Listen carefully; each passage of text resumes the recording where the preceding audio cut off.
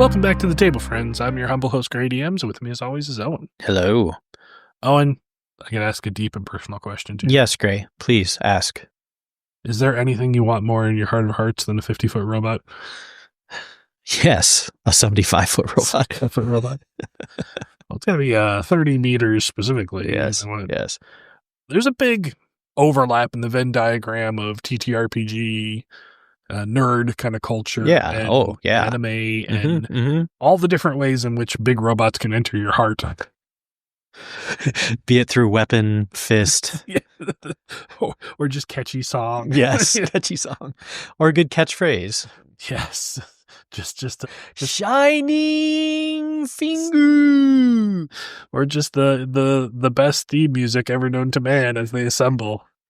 Anyway, sometimes the big robots also need to hit the table. And so today we're going to be talking about loosely Mecha tabletop role-playing games. All right. So already, I'm sure some of you, there are otaku out there who are like, well, Mecha means a bunch of different things. And we will try to touch some of that anyway.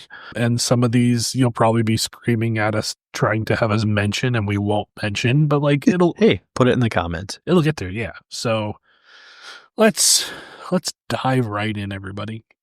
The genre of mecha tabletop role-playing games has evolved significantly since its inception, moving from a foundation rooted in tactical wargaming to a diverse landscape that embraces a wide range of narrative and mechanical philosophies.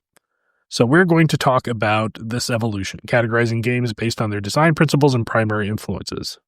We will analyze fundamental dichotomy between the real robot and super robot archetypes, which can dictate a game's tone and mechanical focus. Understanding this distinction is crucial for prospective game masters and players as it serves as a contract for the type of story they will create. We will also highlight trends in modern mecha TTRPGs, a deliberate move toward integrating character-driven drama and emotional arcs directly into the mechanics, a paradigm shift from the pure simulation of early titles.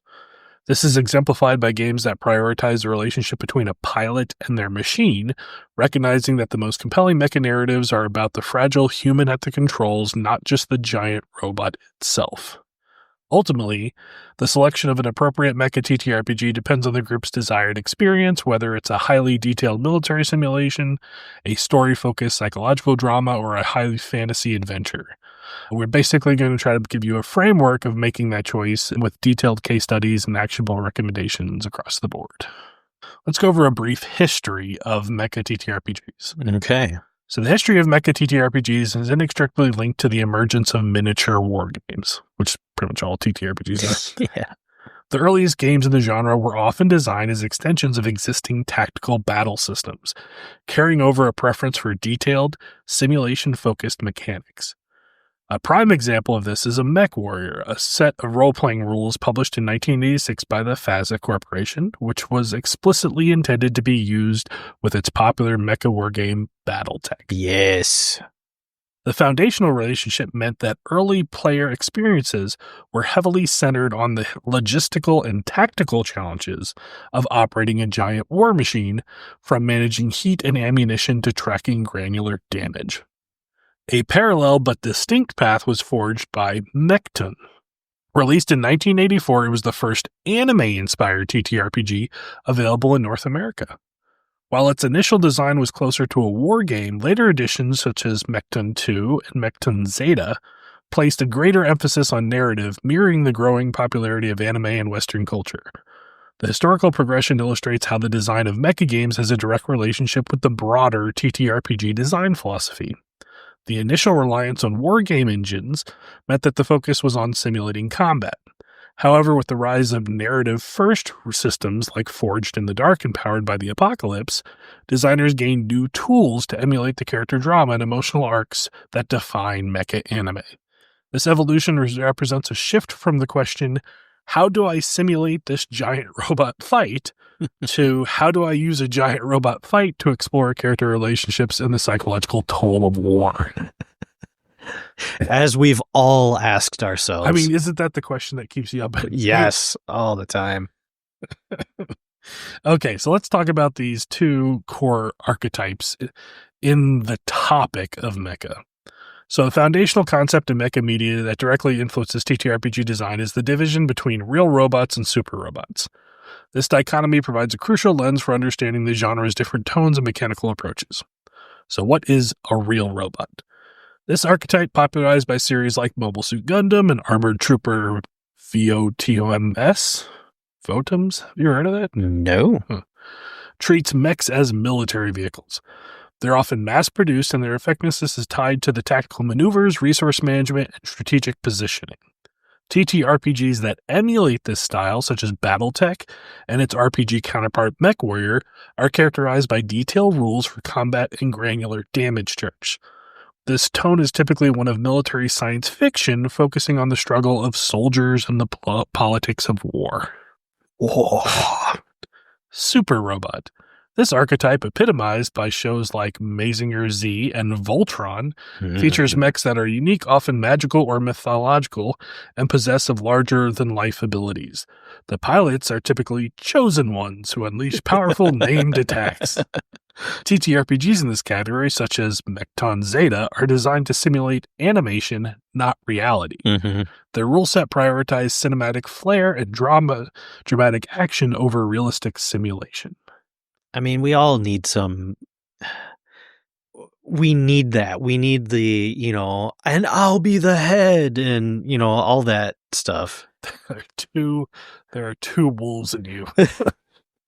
One of you that needs this gritty, I know. like war is hell. Well, so I've been behind the scenes for 15 years. That's why I loved Big O so much, because Big O hit both of those points. Really? Where it's like you can't exactly call them mythological, but every one of the mechs in Big O had some history behind it. There was some big lore behind it, and they were gods on the battlefield, but at the same time there was the gritty, dirty, like, what happened in the forgotten times? Why don't we remember this? And like, why is Big O the way he is? Why is that robot the way he is? Like all that. Oh God, that was such a good series. I got to go back and watch that, because at the time there was a lot of good stuff. Yeah. So I just remember it as like him with the robot maid or whatever. And yeah. But like I got to go back and actually watch the. Every fight can be finished by a robot that has a piston in its arm. Yeah, that was yeah. That was a very Owen thing. Yes, I quite enjoyed it. The distinction between these two poles is not always absolute. Modern games frequently blend these archetypes to create hybrid experiences.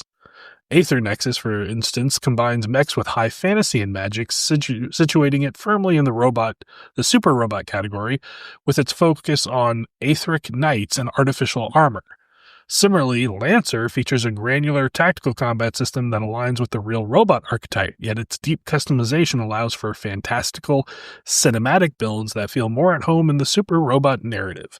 The choice of a game system represents a fundamental agreement between the designer and the player about the type of story that will be told. A game with detailed damage rules and resource tracking implicitly promises a story of military tactics and survival, whereas a rules-light, narrative-focused game promises a story of heroic action and personal triumph. I would like to put forth a third genre. Okay. The third genre would be biological mecha from space, angel stuff. Evangelion. What? That's what I'm just saying. Like, there are two wolves, and there's. I feel like I heard this a second ago. There's the wolf that's on the battlefield.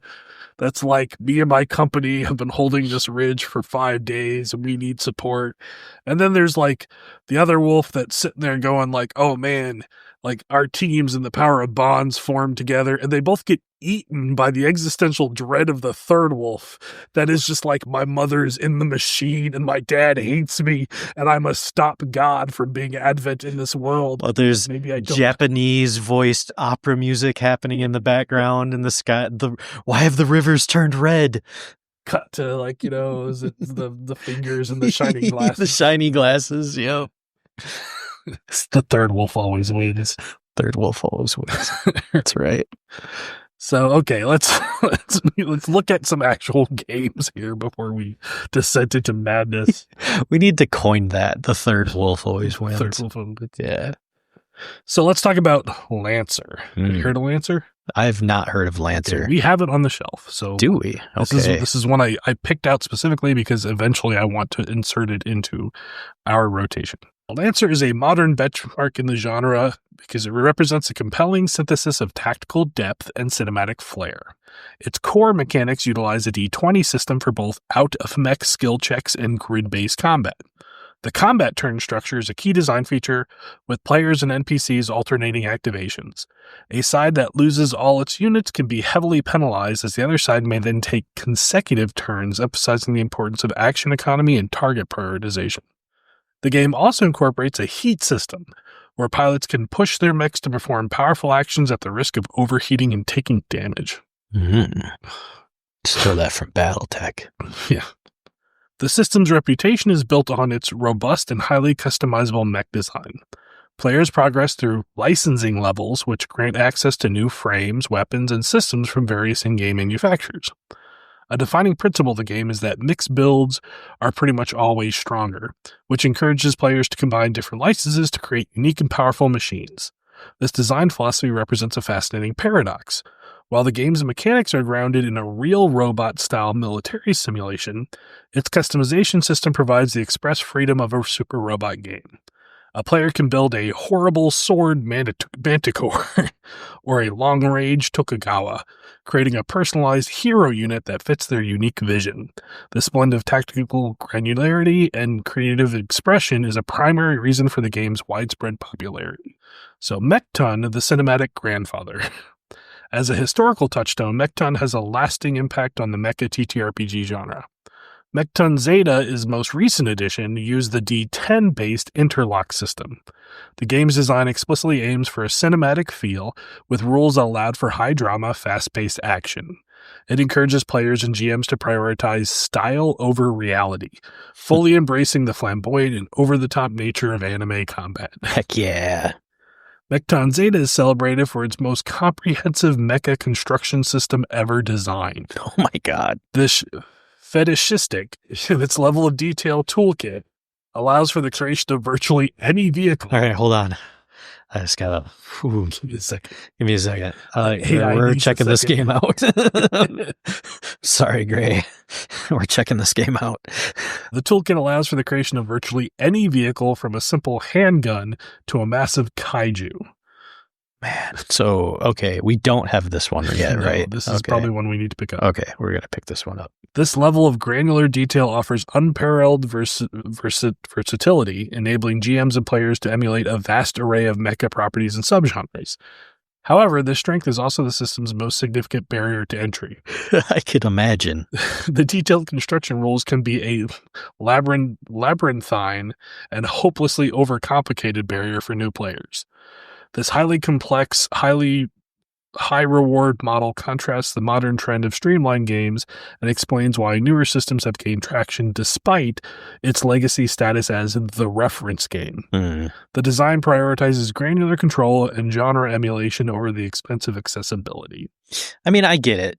Everybody's busy nowadays, and when you get that couple hours to hang out and play a game, you want to be able to just play the game. Yeah, I mean, there definitely is a core of like, I want to sit down with this rule book and really craft something crazy and then bring it to the table to show off. But like, you're right, like it's not just you who has to do that, because then the GM has to sit there and understand what you just did. Right. And so that's why, that is a very kind of, which is a top podcast we broached upon the topic many times, but this concept of emergent play versus storytelling. And that's like a very emergent simulation play kind of thing to do. It's one of the things that I think Critical Role has kind of instilled in people, is that some GMs, some DMs feel like they need to have this epic story for their table, but it's like, that's his job and he has help. Yeah. Yeah, it's another complicated thing that we've talked about. But yeah, like it definitely, I think live plays have done that. Yeah. Live plays have basically shown people a few things. Unfortunately, they've shown them an example for people to base themselves against. Yes.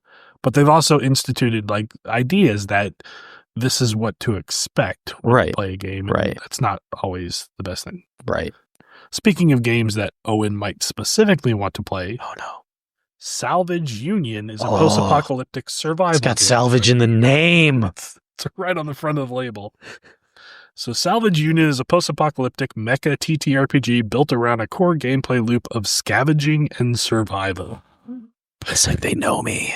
Players operate from a mobile home base called a Union Crawler and venture into the wasteland to find scrap and salvage. Oh, it's like these guys are speaking to my mind. This salvage is the primary currency for progression used to upgrade both the crawler and the player's mechs. So we can upgrade the base too? This loop provides a tangible link between the narrative and mechanical progression, creating a clear motivation for the characters. So everybody at the table hear the moment that this becomes an issue. Yeah. An order will be placed, a game will be presented. Yes. Yes. The game is built on a simple, flat D20 roll with no modifiers, a system inspired by the Quest RPG. Success is determined by the roll, and only way to re-roll is by pushing a roll, which incurs a consequence such as taking heat. A notable design choice is the deliberate de-emphasis of the pilot in favor of the mech. Reviews note a complete absence of stats for the people piloting the mechs and a feeling that characters felt like they were secondary to their mechs. This decision, while it simplifies the rules, can create a thematic disconnect for some players. The game is highly rated for its intricate mech creation and upgrade system, but has been critiqued for its lack of narrative depth and the feeling that there is little in the way of personal motivation outside of salvaging loop. I can see that. A mecha TTRPG must successfully integrate the pilot and the machine to create a compelling long-term campaign. Abstracting the pilot's role too much can result in a game that feels like a detailed manual for mech building rather than a world to inhabit. You could probably fix that. Yeah. Beam Saber, War and Psychological Drama. So Beam Saber takes a narrative-first approach to the mecha genre powered by the Forged in the Dark system. Okay. Its design is a deliberate inversion of the simulationist philosophy, focusing on the psychological and emotional toil of perpetual war. War. War never changes. Combat is handled abstractly, allowing for fluid transitions between action and interpersonal scenes. The game uses different stat blocks and rules for pilots and mechs, and downtime is a critical phase for character development and stress management. A key mechanical innovation is the inclusion of hope and despair scores, which can end the game if maxed out. The system directly mechanizes the mental and emotional struggles of the pilots, a core theme of shows like Gundam and Evangelion.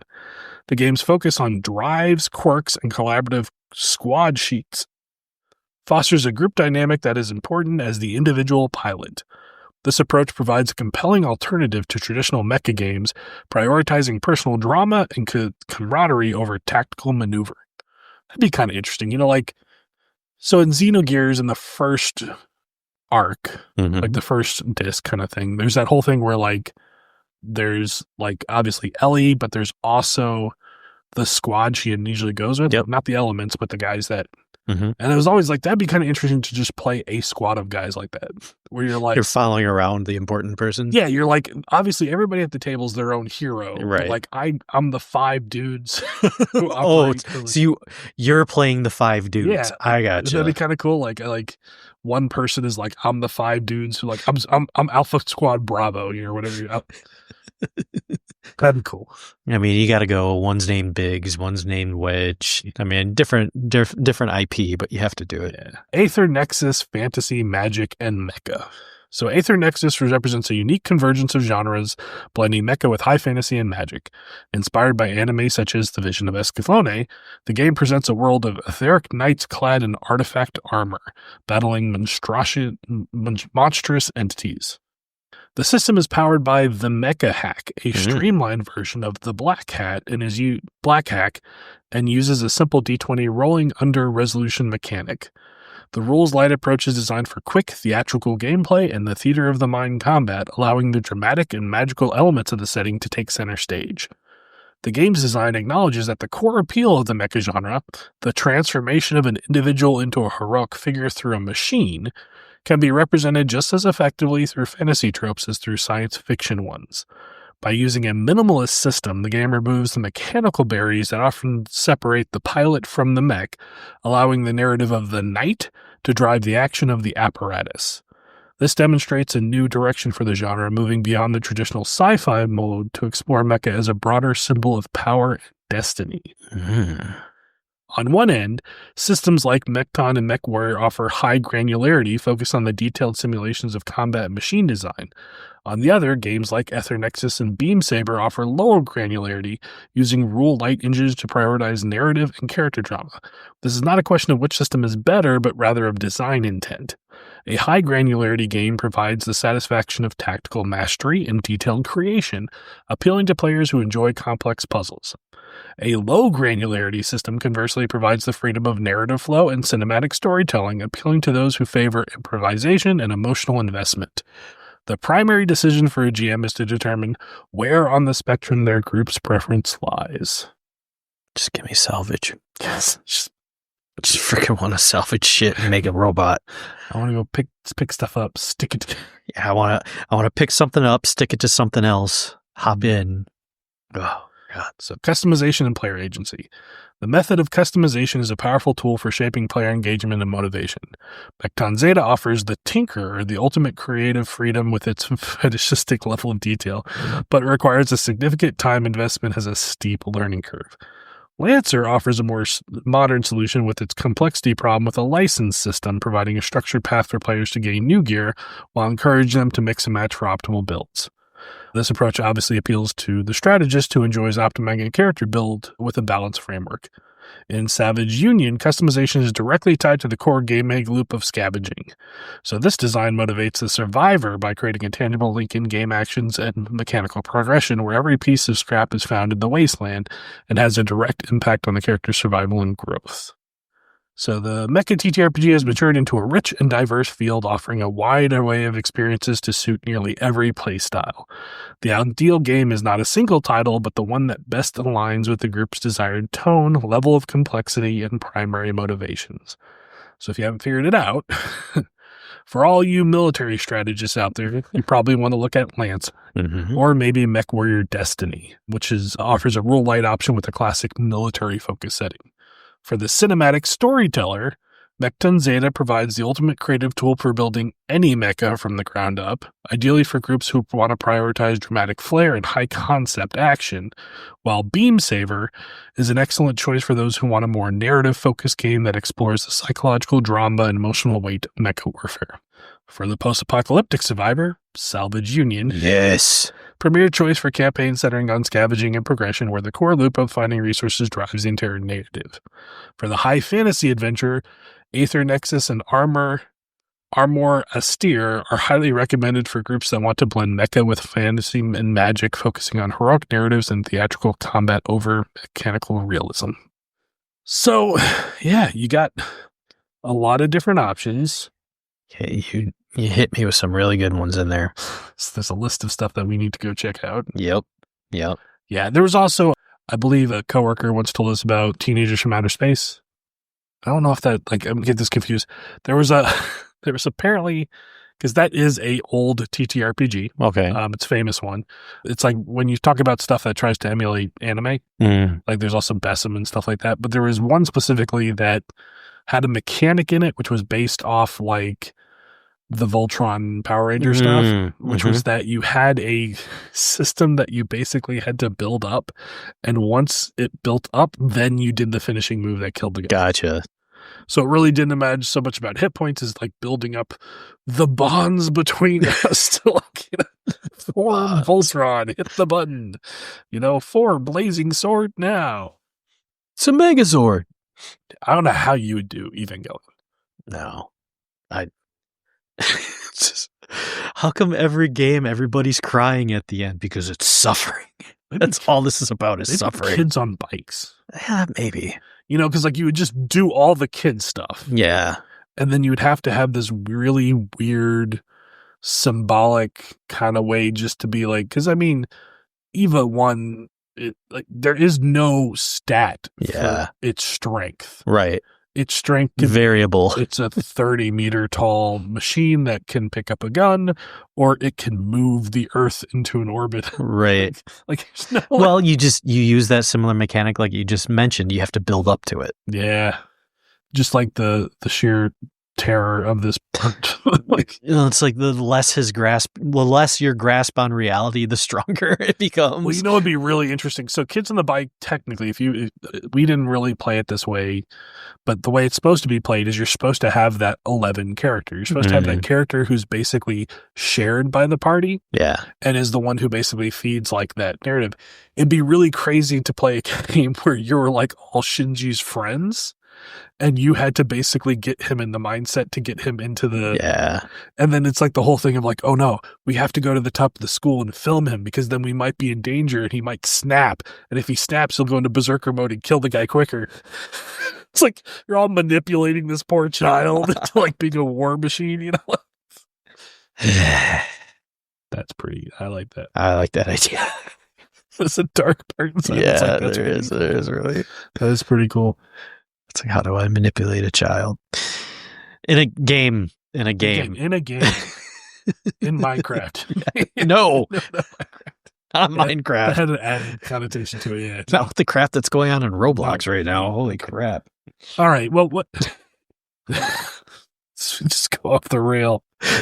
It's been a weird week, folks. Okay, yeah, it has. So let's talk. So, like, what do you think? So, like, I don't really want to go harp on the Three Wolves again, but like I think for those who don't know, like Gundam, like the militaristic robot, yes, is obviously an allusion to like Gundam, yes, Macross, yep. Basically, a lot of these animes and stories were, you know, it's also like MechWarrior, Titanfall, which, you know, like more modern games. But this idea that like the robot exists in a world where it makes sense that it's there. Like science has caught up and this is now an engine of war. Yeah. And it's honestly in a place where like, despite all the military YouTubers who are just like, it doesn't make sense to have a robot.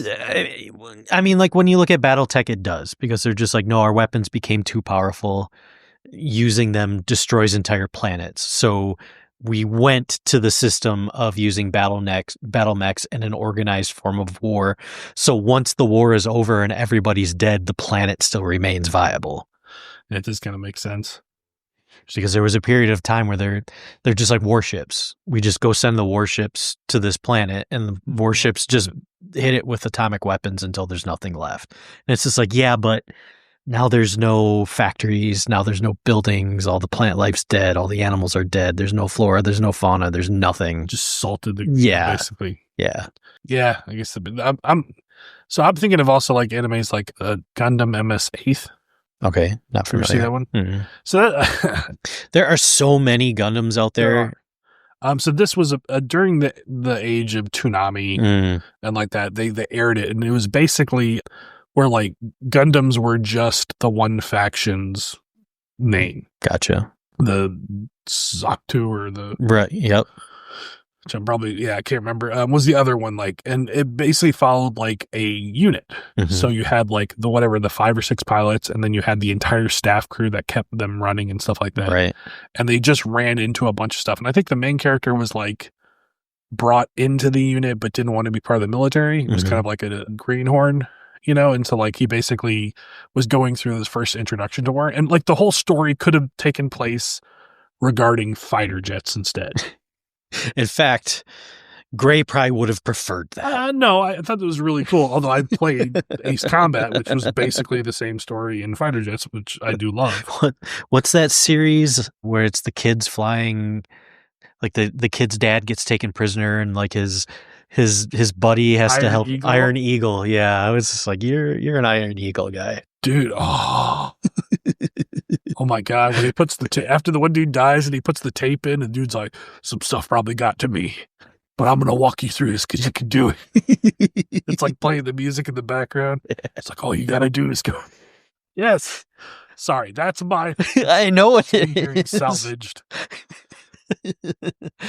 I don't get to hit your buttons as often as you get to hit my buttons. So those yeah, mine are a little bit weird, a little bit like off the map in some places. Yeah. But I don't know. Okay, Maverick. Yes. Anyway, more truth than we wanted in this podcast.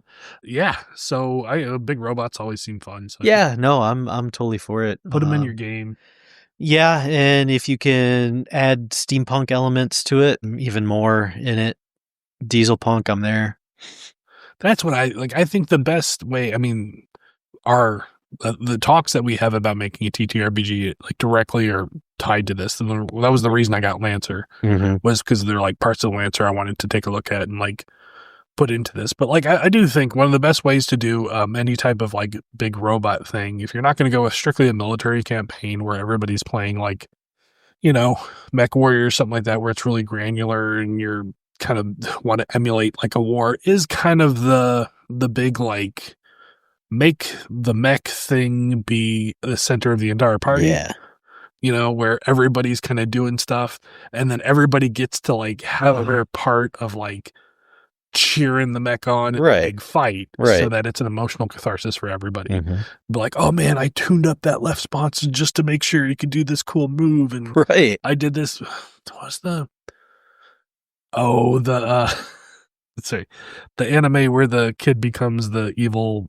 He keeps asking for a robot punch, and he's like, "Oh, robot punch! What's a robot?" The rocket fist. Yeah, he's like, "That's highly impractical. It's got to be a rocket fist." I'm like, we have a wrist that fires rockets. Like, no, it's not going to be. It's going to be a rocket. And he still doesn't get it. He just gets a thing that teleports a giant fist, a giant rocket with a fist on it that just fires at stuff. Yeah. I don't know where we are anymore. I don't know either. I think we're so many tangents. We're going to let you guys go. And I play Lancer. Yeah. Sure. Remember, there's 3 wolves. The third wolf always wins. Third wolf always wins.